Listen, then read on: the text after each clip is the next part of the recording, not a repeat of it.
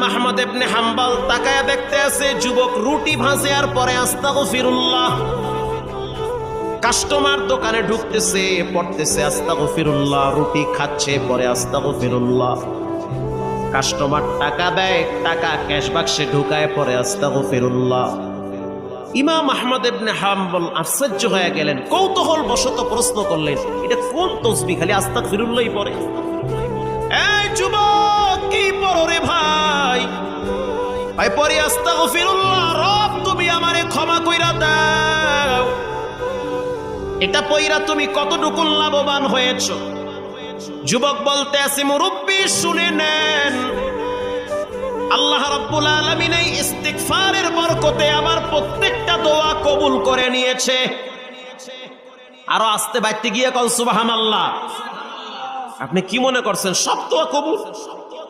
আল্লাহ আমাকে মুস্তাজাবুদ দাওয়া বানায়া দিছে। মুস্তাজাবুদ দাওয়া তাকে বলা হয় যার প্রতিটা দোয়া কবুল করেন কে? সব দোয়া কবুল। ইমাম আহমদ ইবনে হাম্বল গরমের শীতের দিন অস্থির হয়ে গেছে, বলে কি সব দোয়া কবুল? কিন্তু আফসোস একটা দোয়া এখনো কবুল হয় নাই।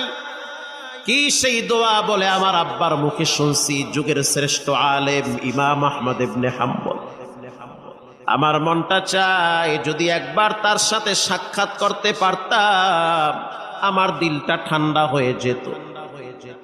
আমি আমার রসুলকে দেখি নাই, হযরত আবু বকরকে দেখি নাই, ওমরকে দেখি নাই, উসমানকে দেখি নাই, দামি দামি কোন সাহাবীকে দেখি নাই, তাবিনকেও দেখি নাই।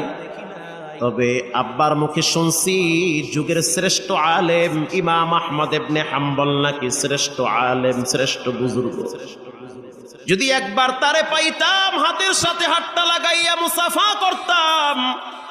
ইমাম আহমদ ইবনে হাম্বল নিজেকে আর সামাল দিতে পারে নাই, চোখের পানি ছেড়ে দিয়া বলে, বাবা এই দোয়াটাও রব কবুল করেছে,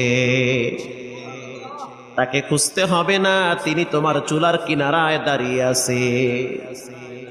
এজন্য রাসূলুল্লাহ বলেছেন, ইস্তিগফার বেশি বেশি পড়ো। ইস্তিগফার পড়লে ক্ষমার দরওয়াজা খুলে দিবেন কে?